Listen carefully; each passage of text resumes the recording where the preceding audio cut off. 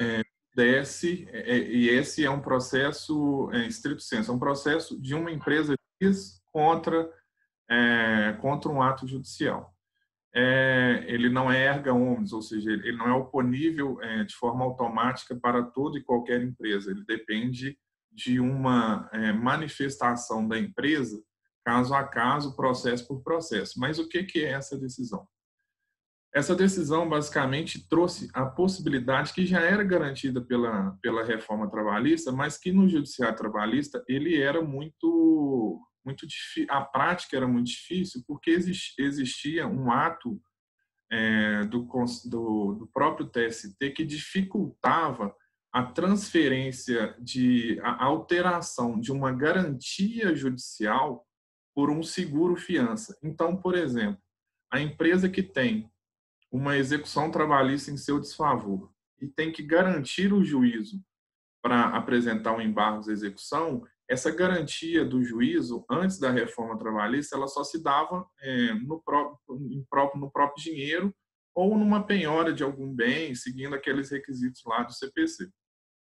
E, além disso, para recorrer, como vocês bem sabem, todo recurso trabalhista precisa de uma garantia. Então, o recurso ordinário, 9 mil e alguma coisa, ou o valor da sentença.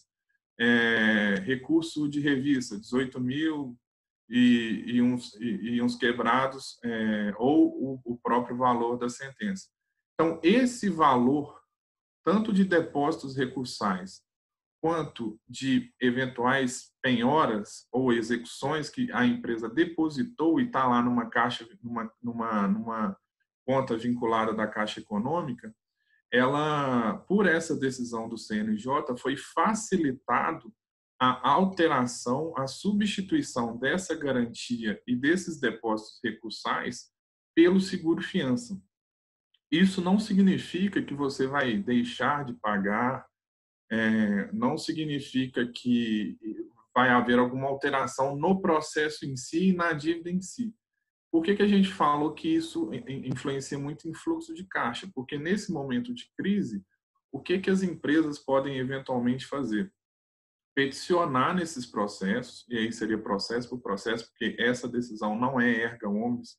Isso quer dizer que não é oponível a todo e qualquer processo, a pessoa tem que peticionar e pedir com base nessa decisão, né, o advogado do caso, cada processo, pedindo a substituição daqueles depósitos recursais ou dos depósitos penhorados por esse próprio seguro-fiança.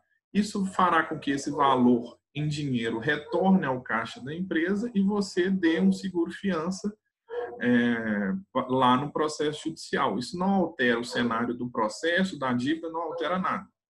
Mas, basicamente, faz com que, nesse momento, você tenha o retorno desse dinheiro para o caixa da empresa. Esse seguro-fiança depende da negociação empresa-banco. Tem várias empresas que fazem, vários bancos que fazem, várias corretoras que fazem, fornecem esse tipo de serviço, fornecem esse tipo de garantia. Pela experiência que a gente tem, varia muito também do número que você vai pedir, do número de fianças, do porte da empresa, do valor e tudo mais. Mas é algo em torno ali entre 3% a 6% do valor que eventualmente você vai garantir. Então, ciente de que também há um custo para implementar, mas essa é uma primeira decisão que a gente gostaria de mostrar para vocês, no sentido de oportunizar um retorno, um ganho de caixa para as empresas. Tem que ser feito caso a caso, processo por processo, depende da autorização do juiz do caso, mas essa decisão do CNJ, que é, vamos dizer, a última instância, referenda e fundamenta de uma forma segura e de uma forma forte junto a esses juízes de primeira, segunda instância ou tribunais. Beleza? Então, essa é a primeira decisão que a gente colocou. É uma solução que a gente entende judicial. Não é uma solução que adveio de alguma lei, alguma medida provisória, veio dessa decisão do próprio CNJ. Então, se vocês tiverem alguma dúvida quanto a esse primeiro ponto, a gente poderia passar para a CLT. Podemos passar, Juliana? Tem alguma coisa, tem alguma pergunta? Não, não tem nenhuma pergunta não, Thiago. Pode dar andamento. Então, esse nosso segundo cenário vem até de uma ordem cronológica das análises que a gente foi fazendo durante todo esse período. Então, o momento de crise começou ali por volta do dia 19 de março, começaram os fechamentos. Então, a gente fez uma ordem até cronológica das medidas provisórias e de tudo que foi acontecendo na sequência. Então, obviamente, a primeira análise que deveria ser feita é da própria CLT, que é de 1943. Então, é a primeira análise que a gente deveria fazer e, obviamente, só para a gente ter um retrospecto, a CLT de 1943, ela não tem nenhuma previsão específica para a pandemia. Todas os eventuais artigos que a gente poderia utilizar, eles tratam de cenários abstratos, de cenários de caos social mesmo, né? Não é algo específico do momento, nenhuma doença, nenhuma pandemia, nem algo que viesse a fechar de tamanha força, de tamanha abrangência ao mercado de trabalho. Então, até por isso, e até pela visão da própria CLT, todos os cenários que se apresentaram nesta primeira visão seletista, eles são muito ortodoxos. Qualquer visão fora dessa amplitude ortodoxa, ela é muito arriscada. E foi justamente nas avaliações que foram feitas da CLT que surgiram muitos pareceres que a gente entende muito temerários. Então, a gente vai passar aqui um por um. E só mais uma coisa, tem alguns artigos aqui que na CLT assim, que seriam formas de reduzir custo ou de reduzir ou de dar alguma solução administrativa nesse momento de fechamento parcial, temporário ou redução mesmo de caixa só,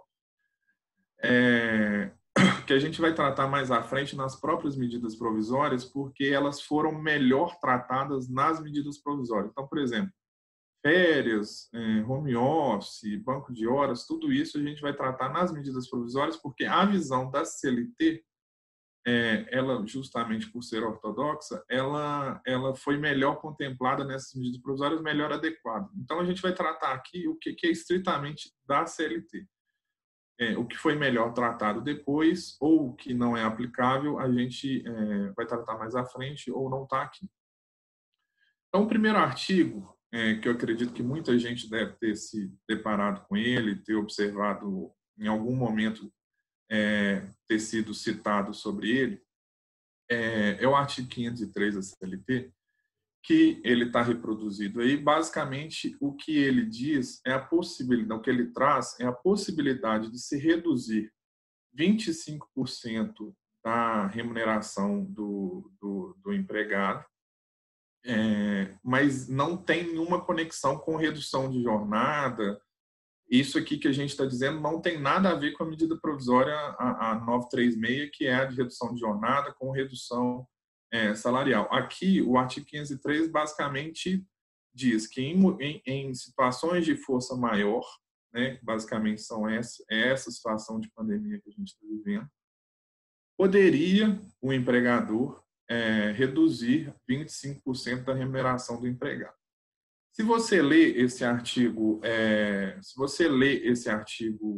estrito sensu, sem nenhuma análise conjuntural, você vai observar o seguinte: mas eu não preciso fazer negociação coletiva, porque não está me dizendo nada nesse artigo 503, não me diz nada sobre negociação coletiva, autorização de sindicato, autorização da Justiça do Trabalho, nada. Estou falando basicamente que eu posso reduzir se o caos social, se a situação de força maior for decretada. Porém, aí está a interpretação errada que muita gente fez. A Constituição, a CLT, ela é de 1943. A nossa Constituição da República, ela é de 1988. Então, a CLT é uma legislação ordinária, a Constituição tem dotação constitucional e ela, vamos dizer, é hierarquicamente superior, apesar de ter, não vou aprofundar nessa questão, que ela é mais jurídica. Mas o que a gente deve ler? A gente deve ler esse artigo da CLT 503, da CLT de 1943, à luz da Constituição da República. E a Constituição de 88, ela diz que os salários são irredutíveis, salvo convenção, salvo negociação coletiva. Com base nesse artigo 7º da Constituição, que fala isso de irredutibilidade salarial, salvo negociação coletiva, é que o próprio vários partidos e várias associações entraram contra essa medida provisória que a gente vai tratar mais à frente de suspensão e redução de salário, porque em alguns aspectos essa redução e a suspensão ela poderia ser feita sem a negociação coletiva em alguns cenários. Então, esse artigo, obviamente que para muitos, até ele foi tacitamente revogado pela Constituição, mas o que na verdade deve acontecer é uma interpretação desse artigo com base na Constituição. Então, basicamente, o que aconteceu? O que é o cenário atual? Esse artigo é válido, né? Ele não está revogado, mas ele deve ser lido com base nesse artigo 7º da Constituição, que exige a negociação coletiva para qualquer tipo de redução salarial.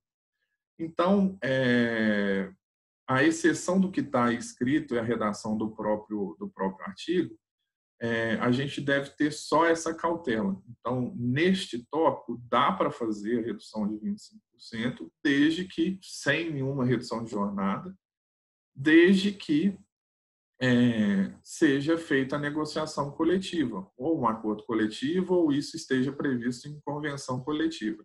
Essa redução está limitada a 25%, é uma redução que é geral, tá? Então ela não pode ser desproporcional entre os empregados.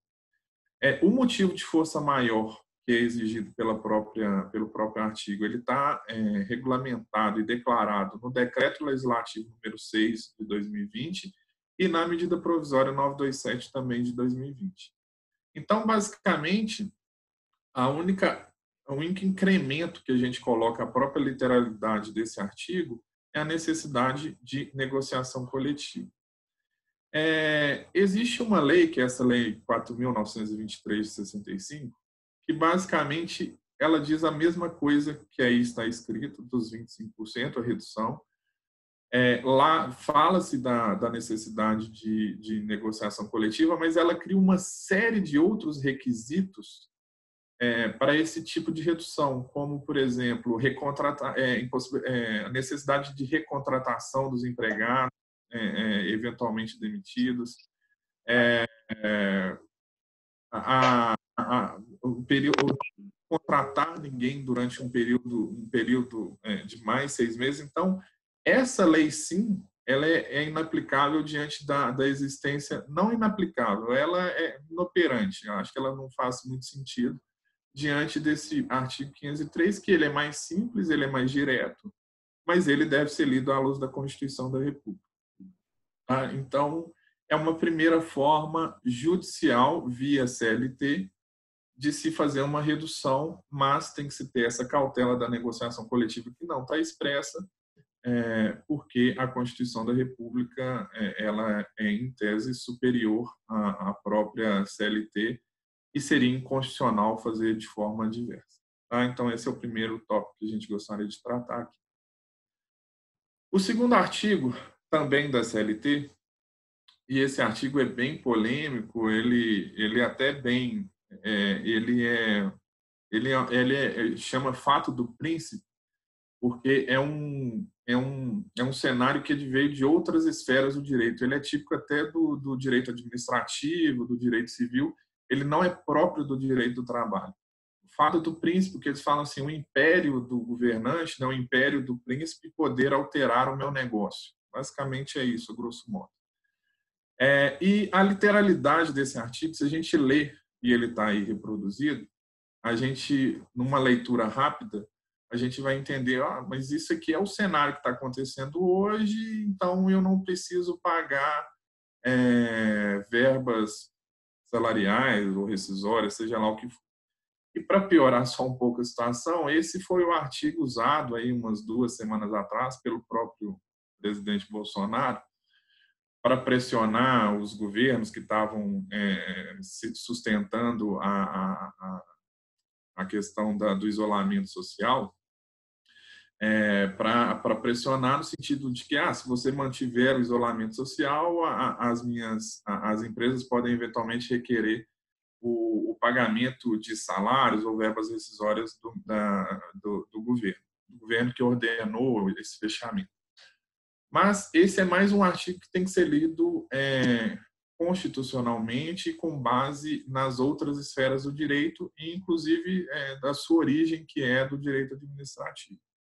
Então, a primeira coisa que a gente deve observar é o seguinte: o próprio artigo fala quantias indenizatórias, e esse artigo está inserido no capítulo de verbas rescisórias. Então, a primeira questão é o seguinte: ele só está dizendo, na pior das hipóteses, ou na melhor das hipóteses, de aviso prévio e multa fundiária. Ele não fala em momento de salário, verba rescisória, outras verbas rescisórias, férias. Ele está dizendo de verbas rescisórias e indenizatórias. Então, basicamente, a gente só está tratando aqui de uma discussão de aviso prévio e multa fundiária.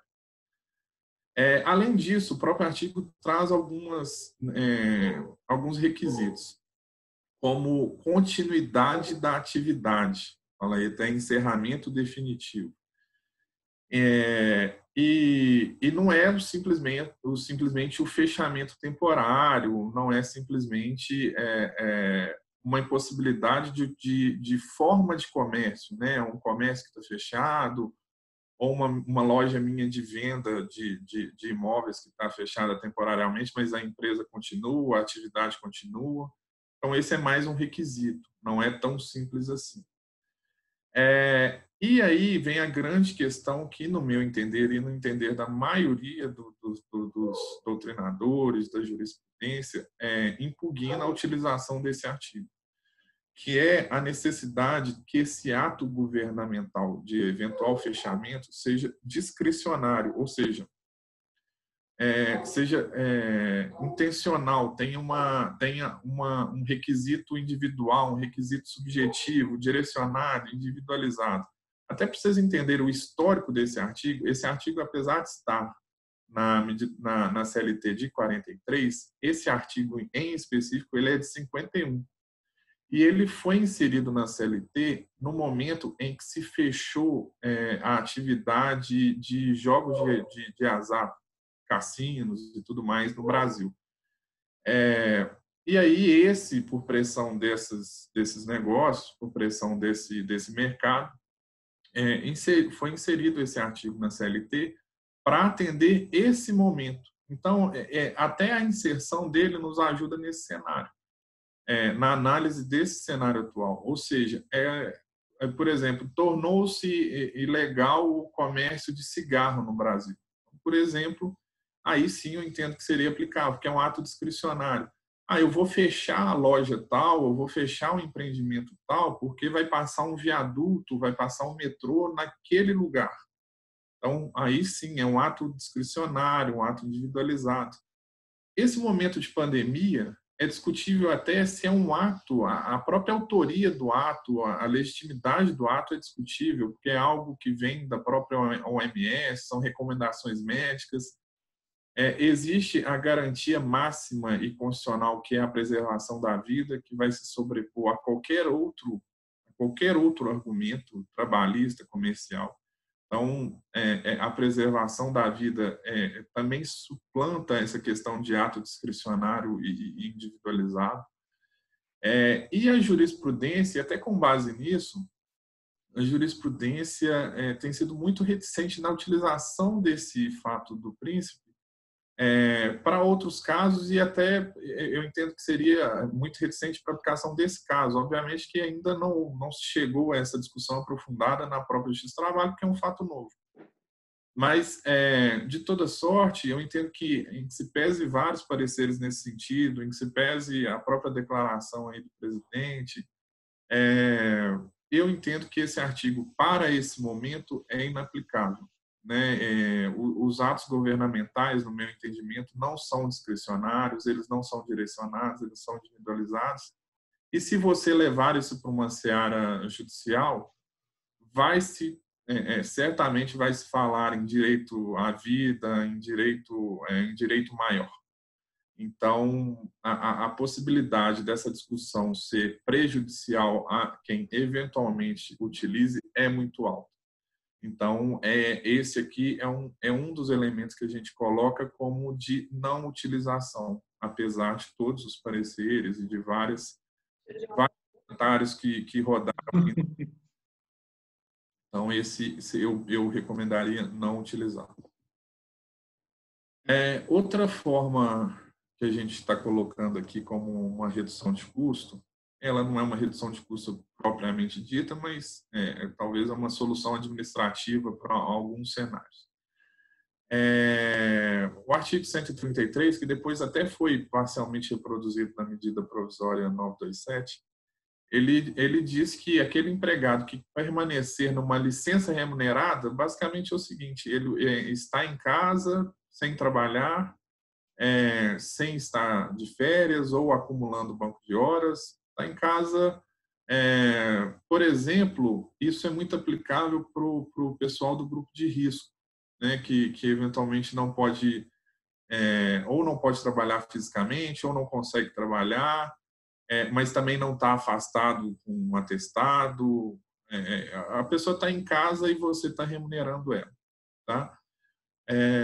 Este empregado, se esse período por mais de 30 dias e se comprovar uma paralisação parcial ou total do serviço da empresa, ele perde o direito do respectivo momento de férias, né, daquele período dos 30 dias.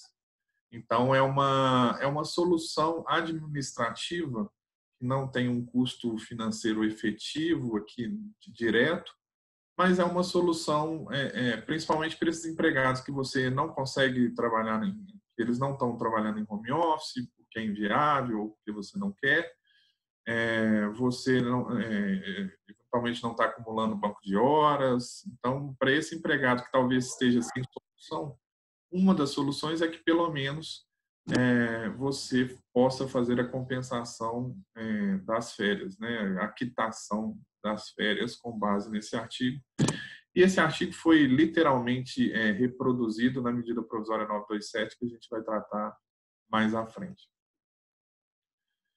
Aí vem outros pontos, também ainda na CLT, tá? Ainda nesse cenário de CLT, que são 3 tópicos que têm a ver com as rescisões trabalhistas.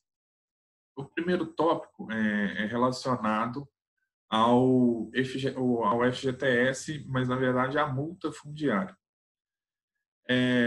A gente até colocou aí que é discutível, tá? Eu nem digo que é inaplicável, mas também eu digo que seria discutível em sede no judiciário trabalhista. Eu não acho que é auto-aplicado. Não posso já rescindir e pagar a metade. Mas o que o artigo está dizendo é que, ocorrendo motivo de força maior ou culpa recíproca não é o caso. O caso seria de força maior. Então, ocorrendo o motivo de força maior, as rescisões trabalhistas, a multa fundiária da rescisão trabalhista, poderia ser paga a metade, esses 20% que está sendo declarado aí. Se você ler o próprio artigo, ele fala que força maior reconhecida pela Justiça do Trabalho.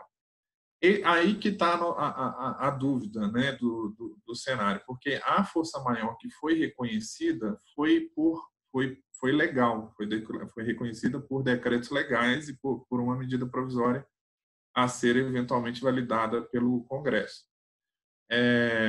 Eu entendo que certamente, se isso for levado para um cenário judicial, eu vejo como fundamentado, né, fundamentado um eventual pedido. Seja da diferença, ou seja do pagamento de uma medida, ou a gente como autor, né, ou a empresa como autor, ou a empresa como rédea de uma demanda trabalhista. Então, eu acho que é discutível em sede judicial, tá? Mas, de toda forma, não é infundado. Acho que é uma discussão válida. Segundo tópico, aviso prévio. O artigo 484 da CLT fala que, havendo culpa recíproca, você paga o aviso prévio à metade, né? O empregador paga o aviso prévio à metade. No meu entender, né, se pese todos os pareceres, alguns pareceres que rodaram no mercado, eu entendo que esse artigo não é aplicável para o momento atual, porque não estamos falando de culpa recíproca. Em momento nenhum, o empregado contribuiu para aquela rescisão, né? É um motivo que a própria lei declara, né, as próprias medidas provisórias declaram como motivo de força maior, ou seja, independe de culpa de qualquer um. Então, eu entendo que essa questão aí, muita gente, posso pagar o aviso prévio à metade de uma eventual rescisão, entendo que é inaplicável. Esse artigo, para esse fim, é inaplicável. E o último, esse aí também foi bastante comentado, o artigo 502 da CLT, basicamente ele prevê que, ocorrendo motivo de força maior que determine o fechamento da empresa ou de um dos seus estabelecimentos, em resumo, as verbas rescisórias são pagas à metade. Esse artigo 502 ele é até mais extenso, ele também é utilizado para empregado que seja estável, e até também prevê o pagamento à metade para quem eventualmente seja estável, cipeiro. Ele é até típico para o cipeiro. Só que, primeiro, ele não ao contrário também foi dito, ele não é, vamos dizer assim, de uma aplicabilidade imediata. Ele tem alguns elementos que precisam ser analisados. E acho que o principal determine o fechamento da empresa. Quando está, e lembrando que a CLT é de 43, basicamente, e ela tem que ser interpretada para os institutos atuais, o que está se dizendo aí é um fechamento definitivo, não é fechamento temporário. Então, é uma falência, é um procedimento de recuperação judicial, um fechamento definitivo mesmo, entendeu? Não consigo mais restabelecer aquele empreendimento, perdi o empreendimento, perdi o negócio, porque em razão, e aí é o segundo elemento, o nexo causal, em razão desse fechamento, desse momento de pandemia, em razão desse fechamento, ou em razão da pandemia, crise econômica, seja lá qual o fundamento. Então, são dois elementos muito fortes, né? Então, não é qualquer fechamento, é um fechamento definitivo, basicamente leis, recuperação judicial, falência ou estado falimentar, e tem que ter esse nexo causal. Então, por exemplo, uma empresa que já estava em situação falimentar ou que já estava em que o fechamento definitivo não está ligado ali diretamente a esse cenário, também não se aproveitaria desse artigo. Mas, se for o caso, se for um cenário de fechamento definitivo, se for um caso em que se comprove esse nexo causal, em tese, o artigo 502 é aplicável e poderia se pagar a metade das verbas rescisórias, tá? Verba rescisória. Algumas perguntas que sempre nos fizeram. Houve alguma mudança com relação a prazo para pagamento de rescisão? Salvo convenção coletiva, salvo alguma negociação também coletiva, não houve nenhuma alteração lato sensu nessa dinâmica. Parcelamento de verbas rescisórias, também a mesma coisa, né? Salvo alguma negociação coletiva, algum decreto, alguma coisa muito específica, não houve nenhuma alteração.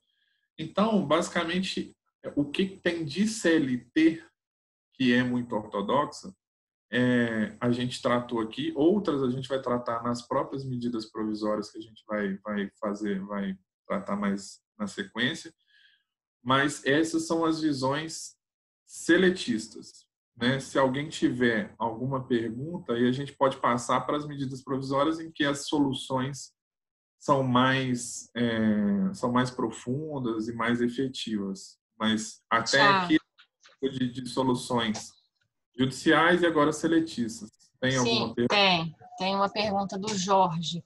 Ele pergunta assim: então redução apenas com CCT ou acordo coletivo?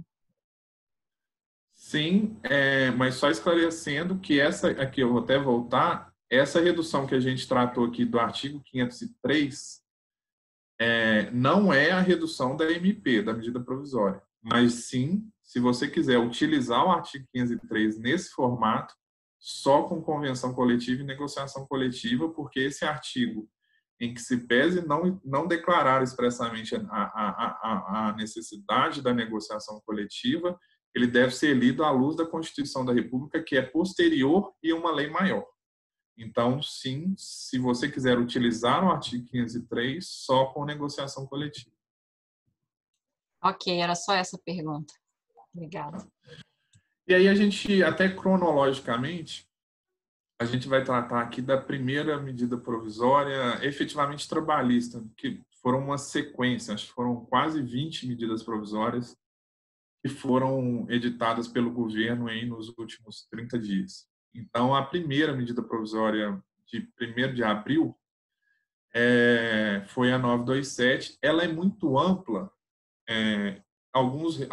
Inclusive, alguns artigos, inclusive, foram revogados.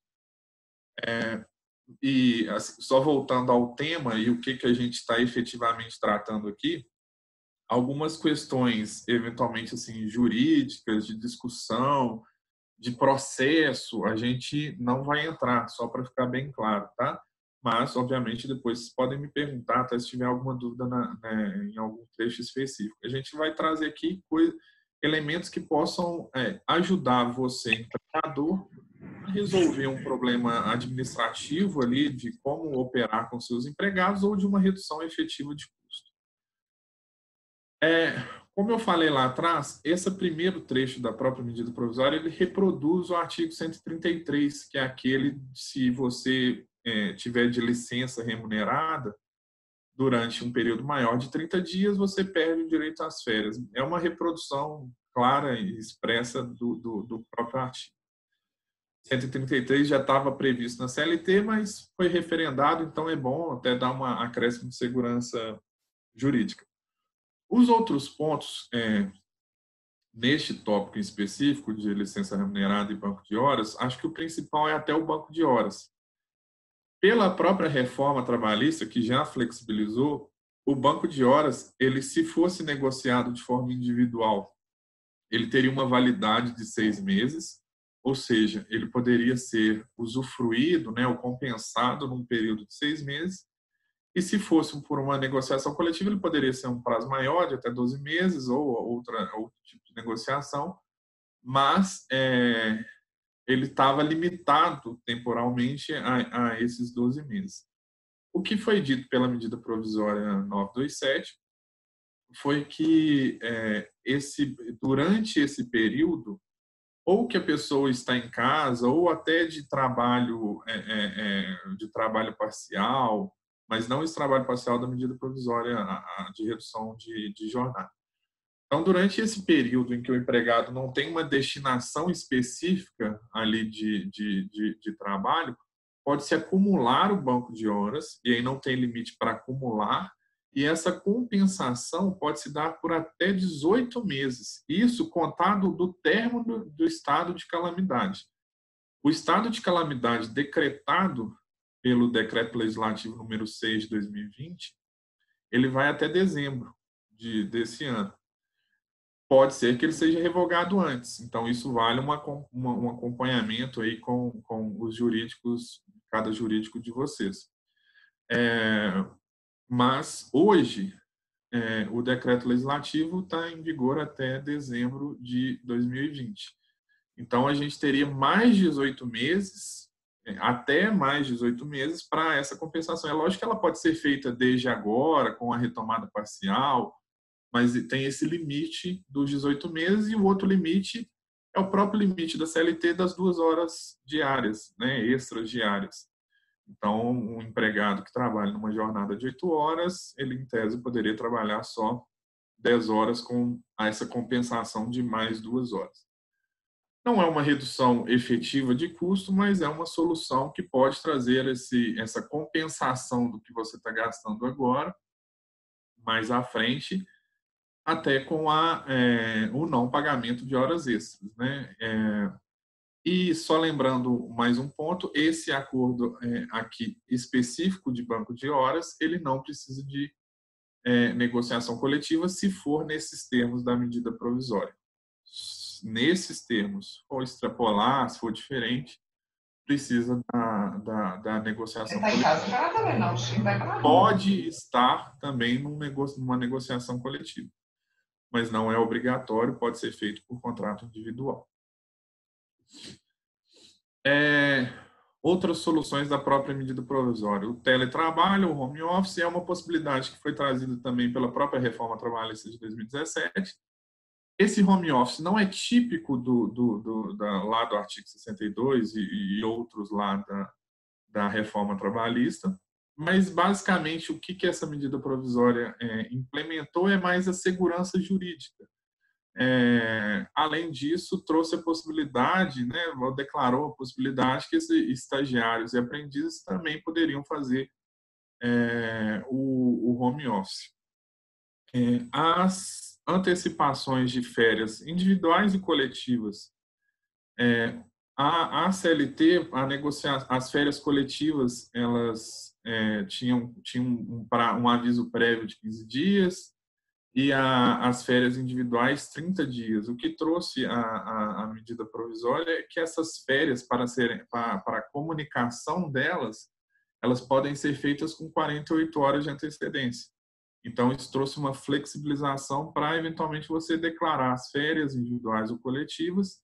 Nas férias coletivas, em que se precisava da informação para os sindicatos e para o Ministério do Trabalho, isso também foi flexibilizado, então também para férias coletivas não precisaria dessa comunicação nesse prazo.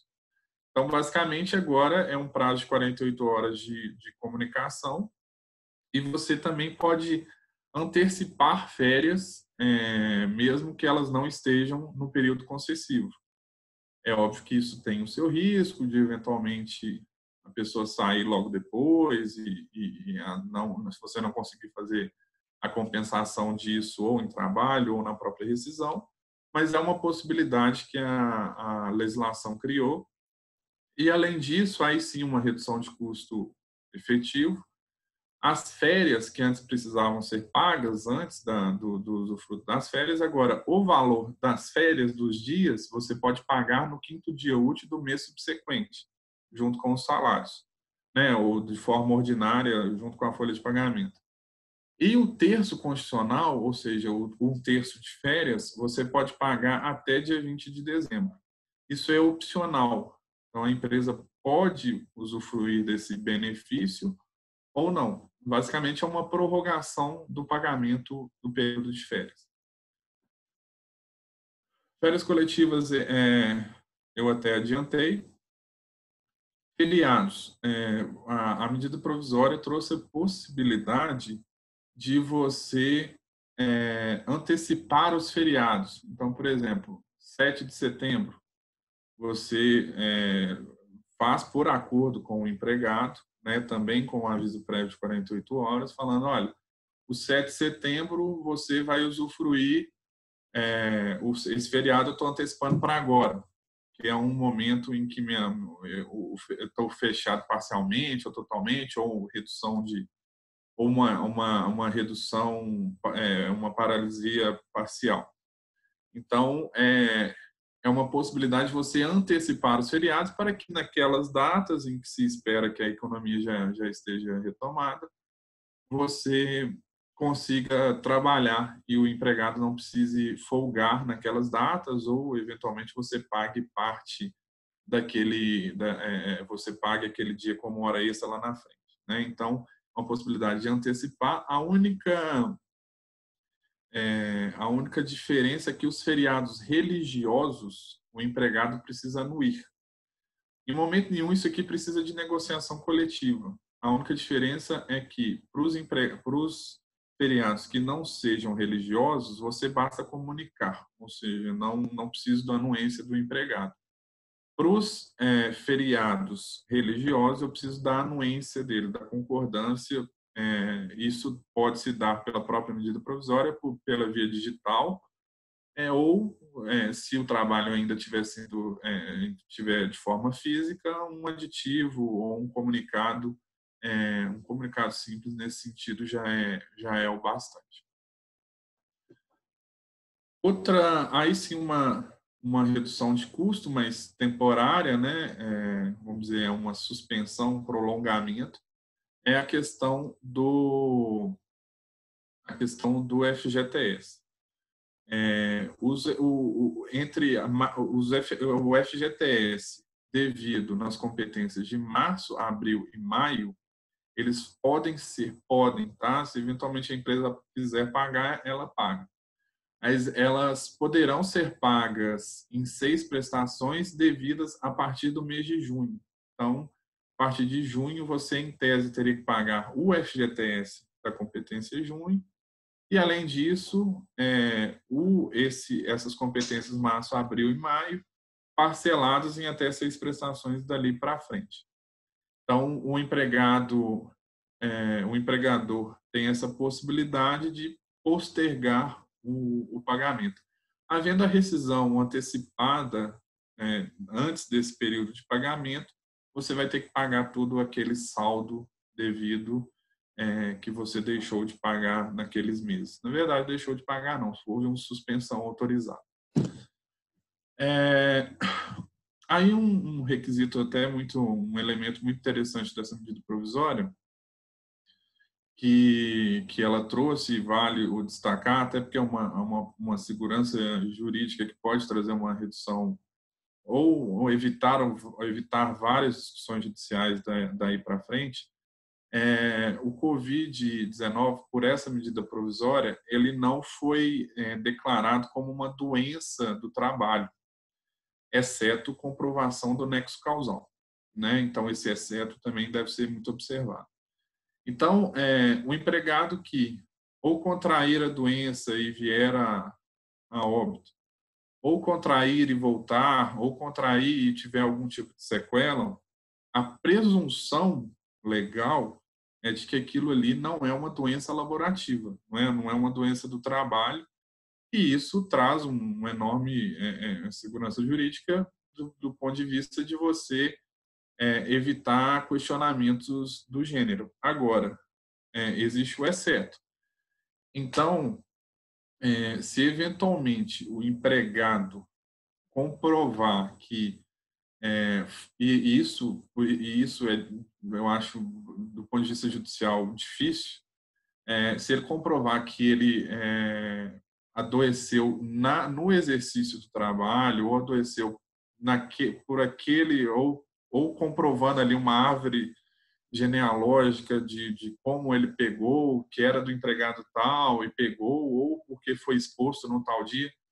Então, se houver essa prova, e aí, repito, acho isso difícil, num momento de pandemia mundial, em que não há nem como determinar o momento exato, nem dia, nem hora do adoecimento, se houver essa prova, aí sim, isso deve ser observado. E isso é muito relevante do ponto de vista de manutenção dos trabalhos, né? Eu sei que a maioria das consultoras que a gente atende, o canteiro de obra está tentando permanecer, né?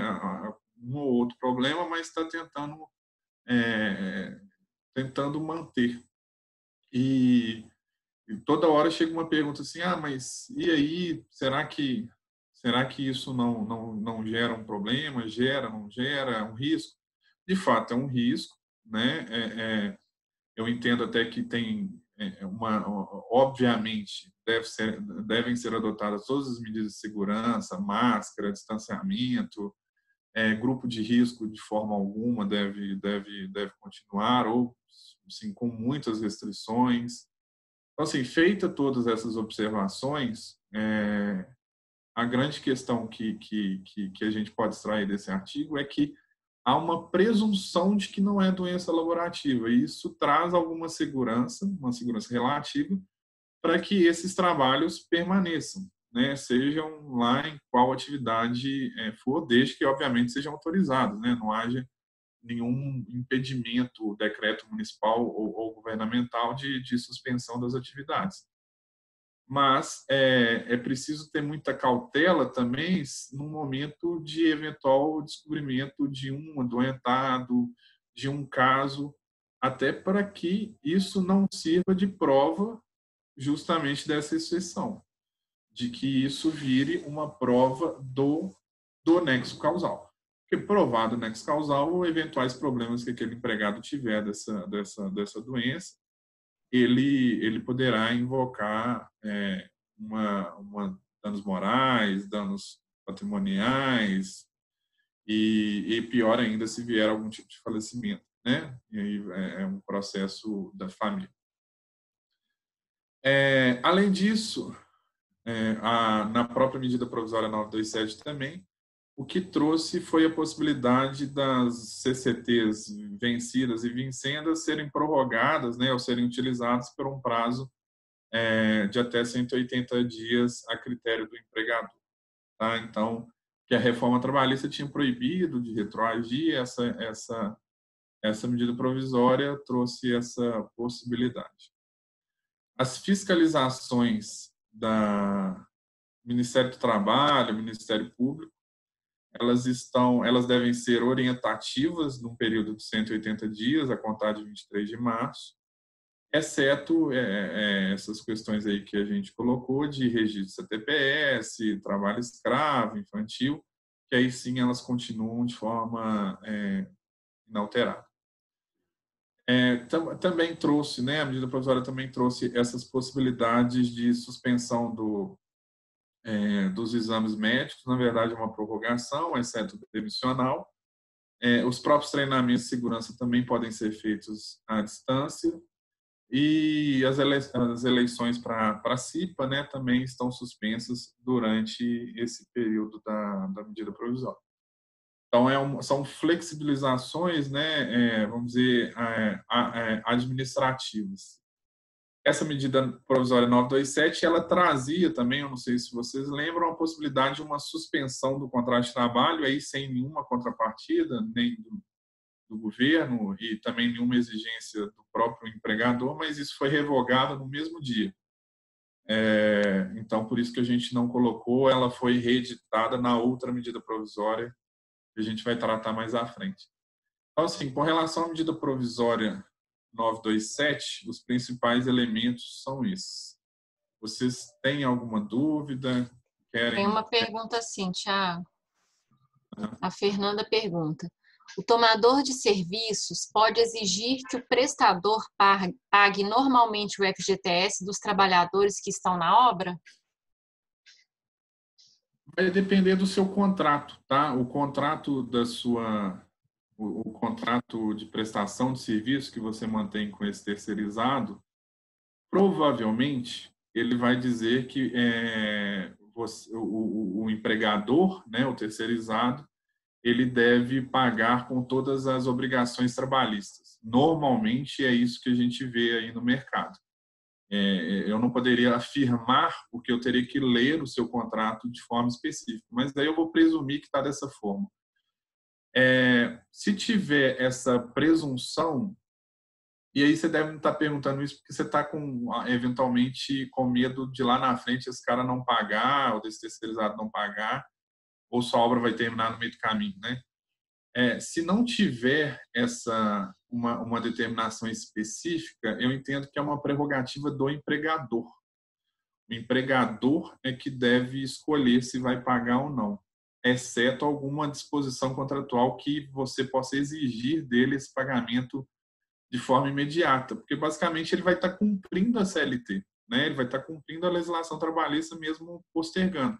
Agora, lá na frente, se ele eventualmente não pagar ou no momento das rescisões, esse FGTS se torna novamente totalmente devido, né? Ele deveria pagar no momento das eventuais rescisões. Agora, depende muito desses contratos. O que a gente sempre indica que seja vedada a possibilidade do terceirizado ir trocando os empregados. Porque que acontece muitas vezes? Ele acaba a sua obra, aí vai para uma obra de uma outra empresa com o mesmo empregado, com o mesmo vínculo. Aí, se lá na frente, daqui um ano, o cara não paga, ele vem falando 5 anos para trás, inclusive o seu período. O ideal é que esses contratos tivessem esses rompimentos obrigatórios, né? Mas a gente sabe que não é uma prática, até porque isso aumentaria o custo. Mas, assim, respondendo objetivamente a sua pergunta, eu entendo que é uma opção do empregador. Então, exceto se tiver alguma disposição no seu contrato, em contrário, eu entendo que não teria como você exigir isso agora, né, nesse momento. Talvez lá na frente, dependendo do que tiver disposto lá. Mas, Tem se quiser mais, viu? o contrato, a gente olha. Ok. Eu vou ler a pergunta da Bárbara e tem uma outra pessoa, Galaxy A10. Eu não entendi sua pergunta. Não sei se é uma pergunta ou uma afirmação, então eu peço que você redija novamente. Enquanto isso, a gente vai responder a da Bárbara. Ela pergunta: há algum comprovante dessa negociação de parcelamento do FGTS para os casos desses prestadores? Na verdade, o FGTS do mês ele é gerado, né? Só o pagamento que ele é postergado. Então, o procedimento é normal, só o pagamento que ao invés de você pagar a guia até no prazo do mês de competência, é que ele é pago lá na frente. Então, na verdade, o comprovante é a própria folha, é o próprio sistema. Só o comprovante que vai ser lá na frente, né? Não precisa fazer nenhum tipo de acordo. Eu não sei se a pergunta foi essa. Não precisa fazer nenhum tipo de acordo coletivo ou individual para suspender o pagamento do FGTS, não. Isso já é uma possibilidade legal, tá? Não precisa de autorização de ninguém para fazer isso. Mas o procedimento é gerar normalmente a folha, a guia, mas a guia você vai pagar sem juros, sem multa, sem nada, da forma como está previsto em até seis parcelas lá na frente. Depois, eu posso até disponibilizar meu telefone, meus e-mails, que eu tenho uns manuais do governo, tanto da medida provisória 936 que a gente vai tratar agora, quanto dessa 927, uns manuais mais para setor contábil mesmo, assim, de como gerar, de como declarar. Eu posso fornecer meu celular aqui e aí vocês podem me mandar que eu vou circulando todos esses manuais que eu tenho, por e-mail também, sem nenhum problema. Tiago, esse que não tem o nome da pessoa, né? Só pelo nome do celular. Ele pergunta: o empregado afasta pelo INSS devido à Covid? Ou seja, ele quer saber se o empregado entra no INSS devido à Covid-19. Se ele tiver aí é a mesma questão. O que a gente tinha falado ali é de acidente de trabalho, tá? Não se presume que o empregado acometido pela doença, que aquela doença seja relacionada ao trabalho. Isso é uma situação. Você está me perguntando se ele afasta pelo INSS. Afasta da mesma forma que uma doença normal, B31, espécie 031. Não vai ser 091, mas a espécie vai ser a 031. E, obviamente, com os mesmos requisitos, afastamento de mais de 15 dias e tudo mais. É a mesma história. É uma doença como qualquer outra, né? Ela só não está se presumindo que ela é laborativa, mas o resto do cenário é o mesmo de toda e qualquer doença pelo B31, não B91, que B91 é acidente de trabalho, B31 é de auxílio acidente, auxílio doença comum. Ok, Tiago, esse tópico tá ok. Vamos para o próximo. Então, ótimo. Aí agora a gente vai passar para a medida provisória que talvez não, certamente é a mais aprofundada do ponto de vista de custo. A mais, sei lá, se quiser usar a palavra mais radical ou mais pesada. A medida provisória 936, basicamente, ela tem 2 pontos. É a suspensão do contrato de trabalho ou a redução proporcional do salário com a jornada. Tá? Lembrando lá no começo que a gente tinha falado de redução, aquele artigo 503, era só redução de salário, não tinha redução de jornada. Esse aqui, essa alteração aqui é completamente diferente, tá? Então, vamos tratar primeiro de suspensão do contrato de trabalho. O que é, e aí, só também voltando um ponto que a gente tinha até comentado, o que tiver na CLT, mas foi melhor tratado nas medidas provisórias, a gente vai falar na medida provisória. A suspensão do contrato de trabalho, ela já existia na CLT no artigo 476-A.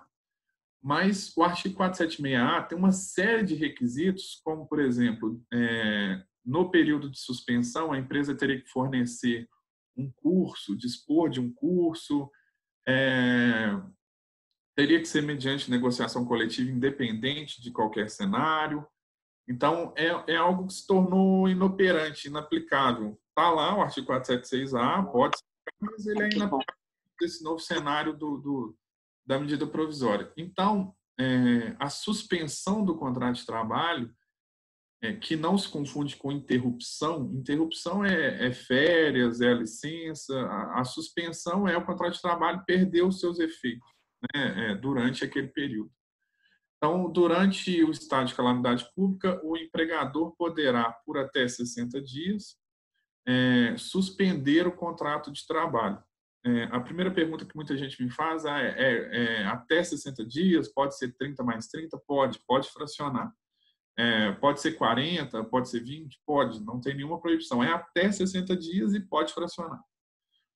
Essa suspensão, ela pode ser feita mediante acordo coletivo individual. Depois, no próximo slide, eu explico quando cada um é cabível. Os benefícios devem ser pagos, porque na suspensão, o empregador não tem mais nenhuma obrigação, em tese, durante aquele contrato de trabalho. Obrigação do ponto de vista assim, salário. Não tem, o empregador não teria que pagar nada nesse período de suspensão, mas a medida provisória obriga o empregador, independente de qualquer cenário, que os benefícios sejam mantidos. Então, o plano de saúde, o vale alimentação tem muita discussão, mas o vale alimentação, um eventual benefício que a empresa pague, sei lá, um auxílio creche, um auxílio, tem muito auxílio farmácia, algum auxílio de CCT, os benefícios devem ser mantidos, tá? E aí tá basicamente é o que está a medida provisória. A medida provisória podia ter declarado assim que tipo de benefícios, essa questão do VA, do VT, poderia ter aprofundado, mas não aprofundou, né? Então, o que está lá são os benefícios. Durante o período de suspensão, é garantir a estabilidade do emprego e durante o mesmo período posterior. Então, por exemplo, se o contrato de trabalho for suspenso por 30 dias, aquele contrato de trabalho está estável, aquele empregado está estável durante o período da suspensão, 30 dias, e mais 30 dias. Se for suspenso por 60 dias, durante os 60 dias da suspensão, e mais 60 dias. Então, é o mesmo período correspondente. Durante esse período, o empregado terá direito ao recebimento do benefício emergencial. Os valores eu vou falar mais à frente, mas basicamente é o valor do seguro-desemprego. Ele teria direito, e aí cada faixa de salarial de seguro-desemprego. O empregador deve comunicar ao sindicato e ao Ministério da Economia essa suspensão. O Ministério da Economia, obviamente, que ele vai ter que comunicar para que o empregado receba esse benefício emergencial. E o sindicato é uma comunicação só. E mais lá à frente eu vou entrar na discussão lá da decisão do STF. Essa suspensão ela pode ser retomada a qualquer momento. Então, por exemplo, se eu suspendi 60 dias, mas no meio do caminho minha obra voltou ao normal, meu trabalho voltou ao normal. Você pode suspender a suspensão, né, rescindir esse aditamento da suspensão do contrato de trabalho. E aí é algo que tem que ficar muito claro. Suspensão, não há trabalho em forma alguma. Nem home office, nem ligar para tirar uma dúvida, nada. Suspensão do contrato de trabalho não é férias também. Eu sei que muitas férias também não pode fazer isso, mas muita gente em férias liga, a pessoa participa, vai ali, vai aqui. Não, suspensão é o contrato de trabalho estar inativo durante aquele período. E eventual trabalho parcial, home office, seja lá o que for, nesse período vai impugnar o próprio sistema, vai impugnar a própria suspensão. Então, isso tem que ser muito bem observado e tem que ter muita cautela. Suspensão do contrato de trabalho, para quem que eu posso fazer por acordo individual? Quem receba até 3.117, eu posso fazer por acordo individual, ou quem ganhe mais do que 12.202,12 e seja graduado. Então, para os empregados que ganham entre 3.117 e 12.202, independente de qualquer forma, 3.117 a 12.200, esse empregado desse ato, necessariamente, para a suspensão, você precisa de acordo coletivo ou CCT autorizando. Para os empregados que ganhem menos de 3.117, você pode fazer de forma individual. Pode também fazer de forma coletiva, mas também pode fazer de forma individual. E para quem ganhe mais do que 12.202,12 e seja graduado, a própria reforma trabalhista diz que esse empregado é um empregado diferenciado e que pode fazer individualmente os mesmos acordos que seriam feitos e autorizados pela Constituição. Então,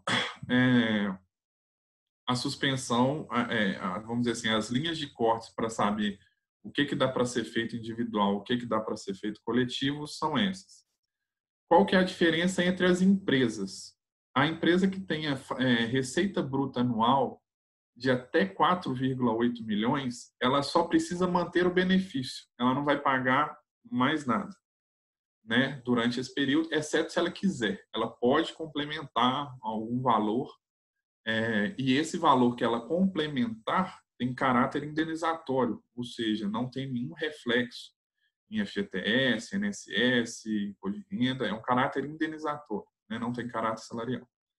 Mas ela está desobrigada. Então, se a empresa faturar, né, tiver uma receita bruta anual de até 4,8 milhões, ela não precisa pagar nada, só manter os benefícios, e o empregado recebe 100% do valor do seguro-desemprego. O seguro-desemprego, para quem não sabe, tem umas escalas, né?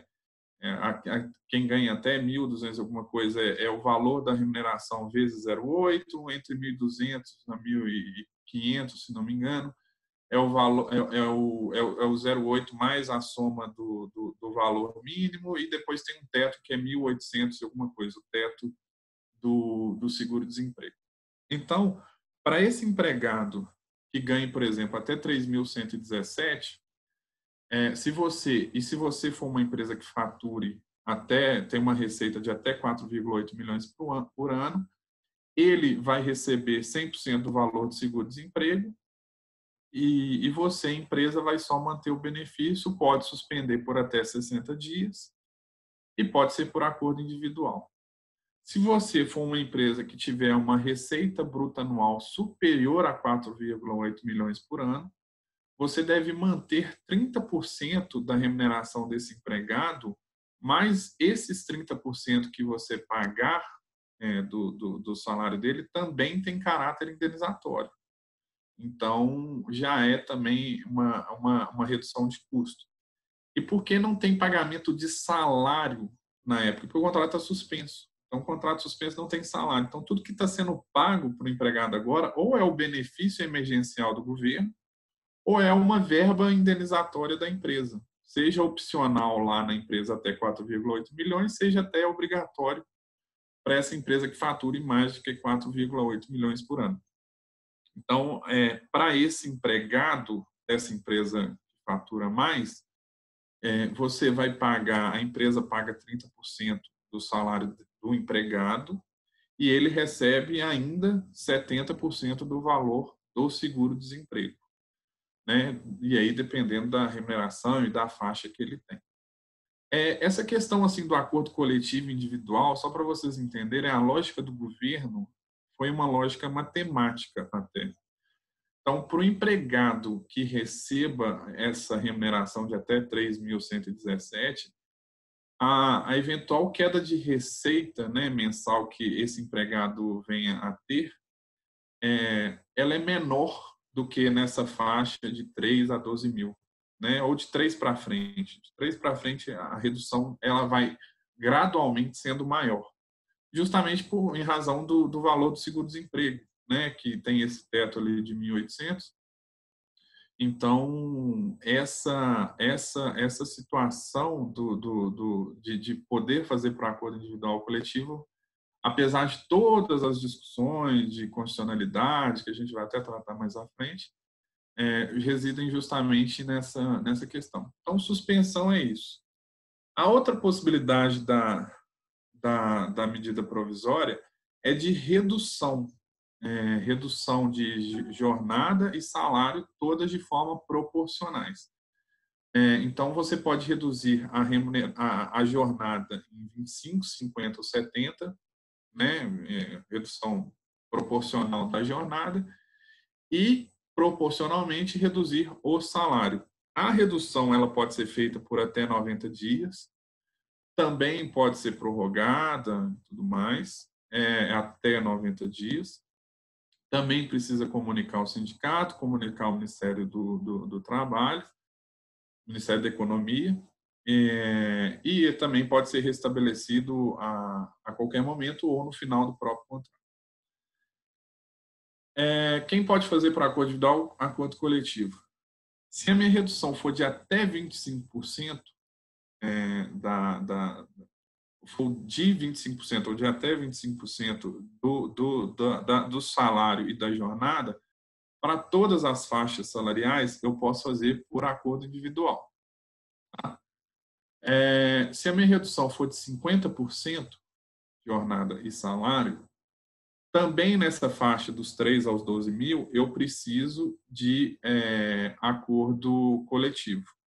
Tá? Então, empregados que recebam até os 3 salários, eu continuo podendo fazer até de 50%, mas esse ato dos 3 aos 12, na redução de 50%, eu preciso da negociação coletiva, e também daí para frente poderia fazer, aí segue a mesma lógica.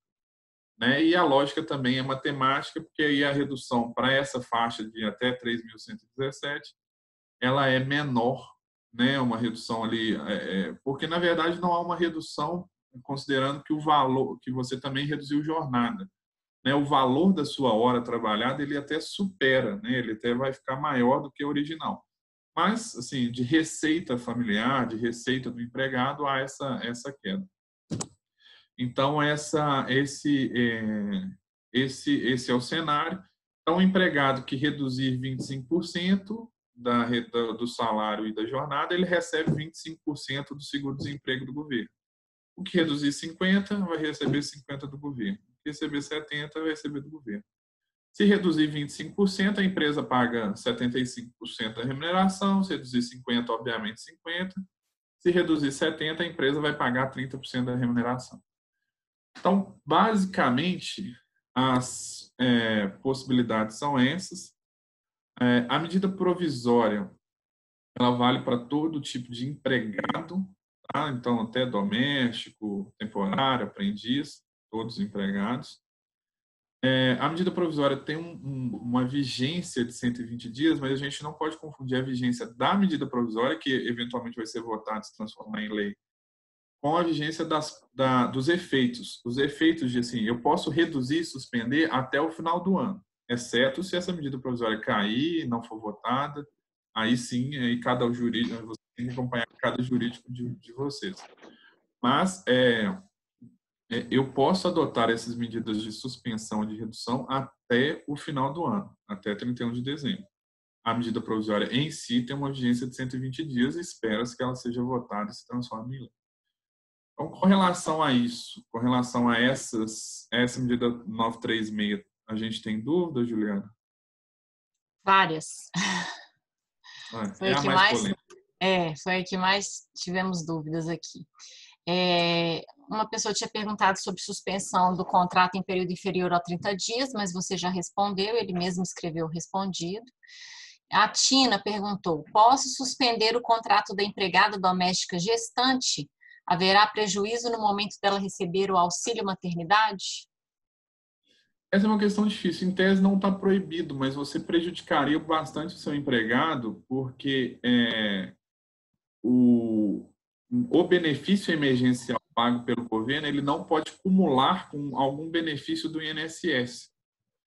Então, se você eventualmente suspendesse ou pagasse, ela poderia ter prejudicado o benefício do INSS dela, que é maior, né? Certamente será maior do que esse. Então, não é vedado, mas prejudicaria a gestante, né? Então, eu recomendaria até que, nesses casos, até porque é um grupo de risco, né? Foi declarado aí recentemente pelo próprio Ministério do Trabalho como um grupo de risco, se evitasse as reduções. A suspensão, talvez que, se você fosse fazer, fosse num período assim, antes dela pegar o benefício, né? Antes dela dar entrada no auxílio maternidade.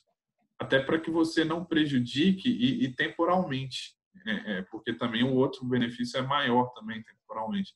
Então, realmente é um cenário, para esse empregado específico, é um cenário ruim para ele. Eu evitaria até para uma eventual discussão disso judicial e de um eventual problema que ela possa ter de receber um benefício ou outro, né? Eu até acredito que o próprio governo tenha inteligência suficiente para suspender o benefício emergencial e pagar a INSS, mas para suspender os dois pouco custa. Então eu evitaria. Ok. A Rafaela pergunta: na suspensão deverá permanecer o plano de saúde? Sim, todos os benefícios, né? É obrigatório. Na suspensão é obrigatório manter os benefícios. É a única, vamos dizer assim, independente daquela discussão lá de pagar 30% ou nada, os benefícios têm que ser mantidos. Plano de saúde é um benefício clássico. Sim, tem que manter. E o Leandro, até tem um pouco a ver com a pergunta da Rafaela, pergunta: no caso de suspensão do contrato de trabalho, como fica o desconto da parte coparticipativa do plano de saúde, que é de responsabilidade do empregado? Essa é uma discussão que a gente já está enfrentando aqui em algumas negociações coletivas, porque aí vamos retomar para o Instituto em si. A gente está falando de suspensão do contrato de trabalho. Então, na suspensão do contrato de trabalho, não tem pagamento de salário. Ainda que você pague os 30% lá, que é de forma indenizada, aquilo lá não é salário. Então, se você for juridicamente pensar isso como instituto, durante esse período não tem como descontar. Isso é fato. O que a gente tem feito muito em negociações coletivas ou uma autorização para algum tipo de desconto antecipado ou de algum tipo de empréstimo, mas isso tem sido difícil, a autorização do próprio sindicato e também tem uma natureza bem controversa.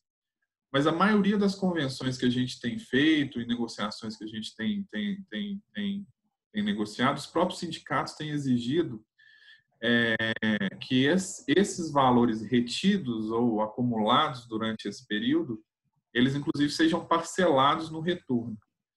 Mas respondendo objetivamente a sua pergunta, eu entendo, não é nem assim, pode ou não pode, não tem nem como, porque não vai ter salário, né? Não tem pagamento de salário, não tem, então não tem nem de onde você descontar. Tem muita empresa que a gente atende exigindo algum tipo de pagamento, né? Então, o empregado vai lá e paga, sim, mas eu não recomendo isso, acho. Temerário. É algo temerário.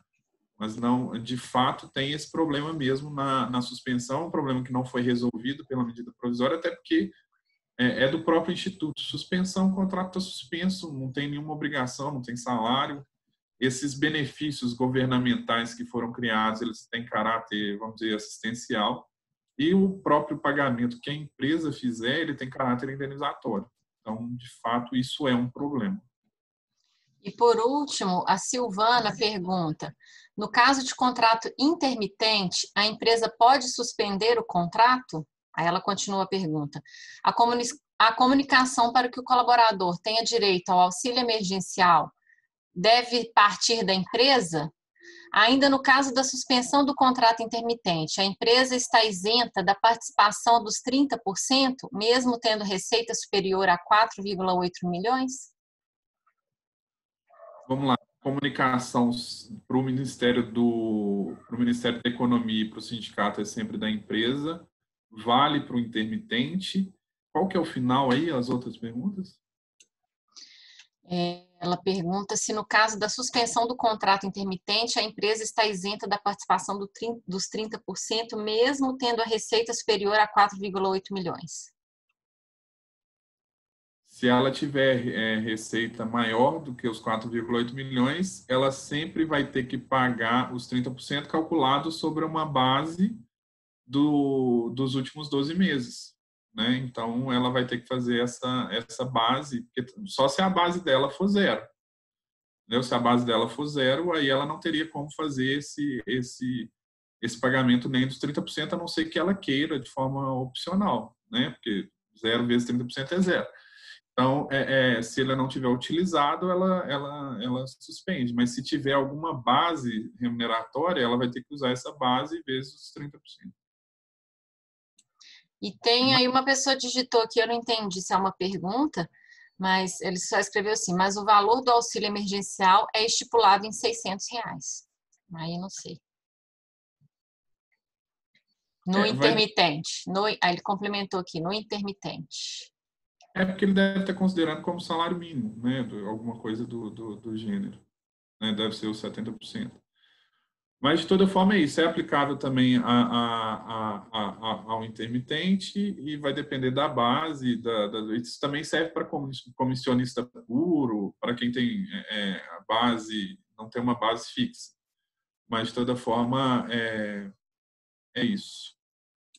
E a última pergunta, Tiago, para a gente até não delongar demais, os 30% da ajuda de custo é salário ou remuneração? Pergunta da Juliana Macedo. É salário. Beleza? Beleza, vamos dar andamento ao último item, né? Último item, até porque para a gente não estourar demais o tempo. Então, a medida provisória 946 é uma outra medida, ela é bem mais simples. Basicamente, o que ela diz é extingue o PIS e o PAS para empregado comum, né? Não empregado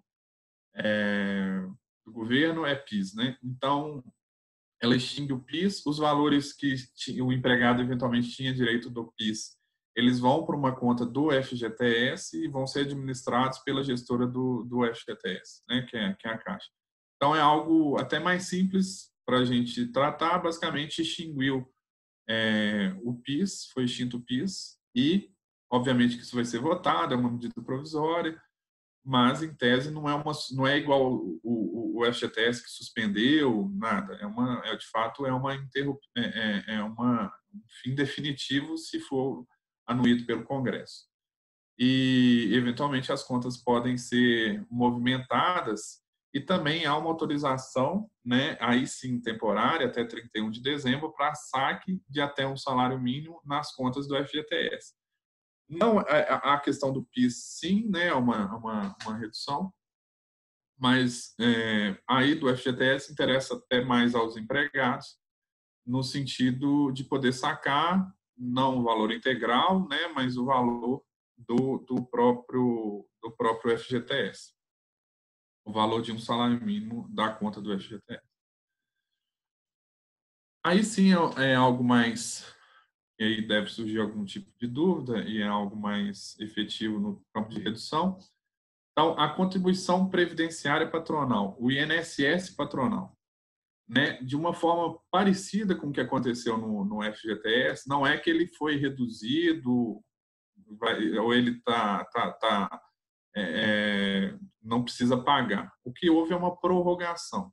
Então, as competências de março e abril, as empresas, né, os empregadores vão poder prorrogar para agosto e outubro. E é agosto e outubro mesmo. Tá? Houve esse pulo de setembro. Tem aí as datas e também há uma diferenciação para o empregador doméstico. O RAT, né, ele também nessas competências de março e abril, ele também foi prorrogado também para essas mesmas datas de agosto e outubro. E aí é a mesma situação lá do FGTS. Você vai gerar a guia, vai fazer tudo de forma normal, vai gerar a folha, vai gerar a contribuição, só o pagamento desse valor específico, lembrando que aqui a gente está falando só de INSS patronal. Esse valor vai ser recolhido lá na frente. Pode ser recolhido lá na frente, também você pode pagar de forma imediata. O Sistema S, essas contribuições para outras entidades, aí sim ele foi reduzido. Depende de cada ente, mas as proporções de redução giram em torno de 50%. Então, não houve prorrogação do pagamento, continua tendo que pagar na folha normal, mas aí sim sob bases reduzidas. Tá? Então, cada ente cada empresa, dependendo do KNAI, vai ter uma redução para o Sistema S, né? E Sistema S é essa contribuição para outras entidades. Então, mas não houve nenhum tipo de prorrogação. E as contribuições descontadas dos trabalhadores também não foram prorrogadas. Então, assim, vamos considerar um cenário de 20% de INSS, os 11, 12% da empresa, eles podem ser prorrogados, o do empregado, ele continua tendo que ser descontado e pago nessas competências. Com relação a esse ponto, só para a gente falar dessa decisão do STF final, tem alguma pergunta, Juliana? Não, não tem não, Thiago. Tá. E aí, gente, para terminar, com base até naquilo lá atrás que a gente falou sobre a constitucionalidade de redução de salários sem anuência do sindicato, a gente teve algumas ações diretas de inconstitucionalidade ajuizadas no STF. E por que é importante a gente trazer isso aqui para vocês? Pedia-se nessas ações diretas de inconstitucionalidade que essa medida provisória fosse revogada parcialmente, no sentido de que todo e qualquer acordo de redução e suspensão dependesse de negociação coletiva ou de uma autorização sindical. Houve uma liminar do Ricardo Lewandowski no dia, foi na semana retrasada, em que era uma decisão muito confusa, como todas dele, e basicamente ele falava que precisava de a comunicação sindical precisava ser feita, o que já estava na MP, e que o sindicato teria um direito de ação, um direito de contestar. Ele não falava que os acordos estavam impugnados ou deixaram de ter validade e vigência, os acordos individuais, mas ele dava ao sindicato esse poder de veto, vamos dizer assim, nesse prazo de 10 dias, os sindicatos dos empregados. Tá?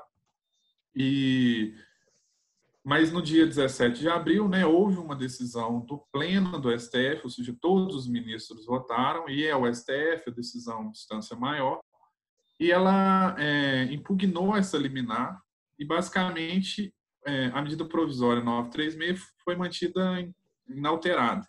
Então, os sindicatos dos empregados não precisam anuir nos acordos individuais quando os acordos individuais são passíveis de realização. Basicamente, essa decisão do STF não alterou nada da medida provisória, nem o que precisa de acordo coletivo, nem o que não precisa de acordo coletivo.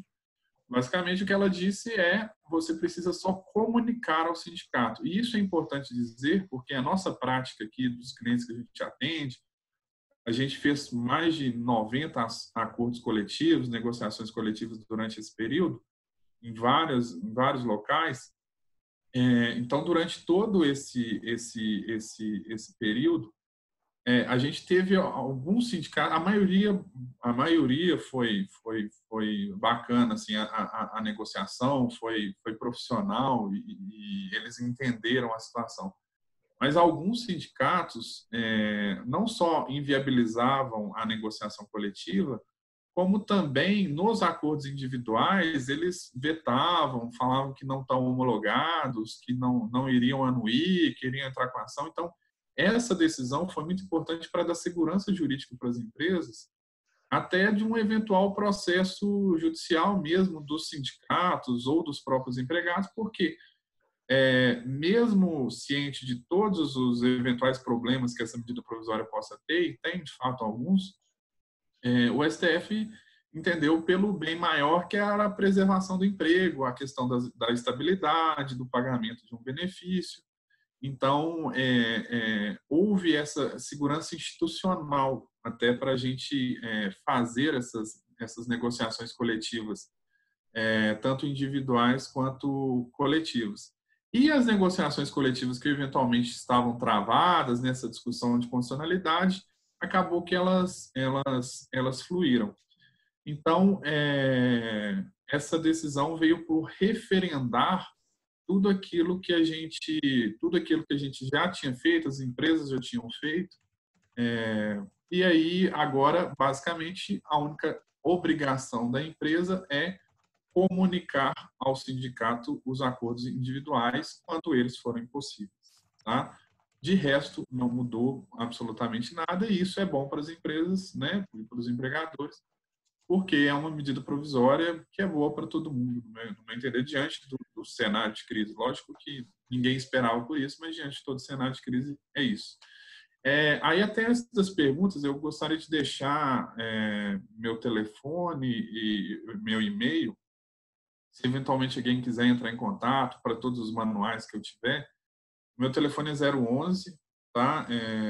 Sou mineiro, mas moro em São Paulo.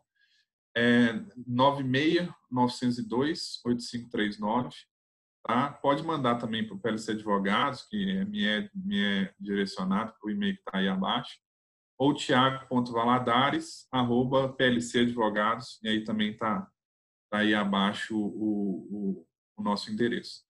Tá? Então, Thiago, sem H, Valadares, @plcadvogados.com.br, ou 011-96-902-8539. Também, se vocês tiverem dúvidas, se precisarem de algum auxílio, precisarem de algum manual, saiu uma portaria até recentemente sobre como comunicar ao governo, os procedimentos de comunicação, de guias. A gente pode também auxiliar nessas portarias, que agora são mais regulamentações. Está para sair uma medida provisória também sobre cessão de empregados de uma empresa para outra. E também, se sair alguma outra medida, além dessas que a gente já conversou e dessas que eu estou avisando agora, a gente também está à disposição. Desculpa ter estourado um pouco o tempo aí, acho que foram... Não, se bem que deu 1h30 agora. Não, Ô, Thiago, tem uma última pergunta aqui, antes da gente realmente finalizar. O RH da Intacta, que até a nossa associada perguntou, a redução na jornada implica em estabilidade por igual período? Sim. A redução e na suspensão, basicamente é o seguinte: toda vez que você utilizar esse benefício do governo, que ele é aplicado tanto na suspensão quanto na redução, você tem a estabilidade, tem que observar a estabilidade por igual período. Então, se você reduziu 30 dias, vai ser os 30 dias da redução mais 30 dias. Se você rescindir nesse meio do caminho, você tem que pagar o valor que você eventualmente deixou de pagar, né, ou porque reduziu ou porque suspendeu, e tem uma multa também, dependendo do grau, essa multa vai de 25% a 70% do valor do salário. Mas tem a estabilidade também na redução. Ok, Thiago, quero agradecer mais uma vez a sua participação. O pessoal está aqui mandando, excelente palestra. Pessoal, lembrando que o Thiago é da Unidade Jurídica do Sinduscom, a PLC.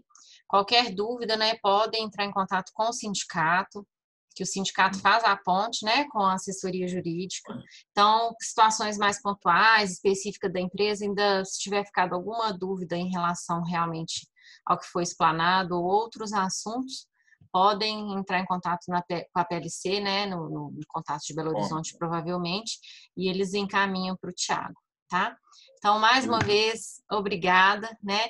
Pessoal, amanhã tem palestras também de liderança, quarta sobre viabilidade e quinta sobre gestão de reformas, e nos vemos aí durante a semana. Thiago, um abraço, obrigada. Obrigado, viu? tchau. Tchau, pessoal.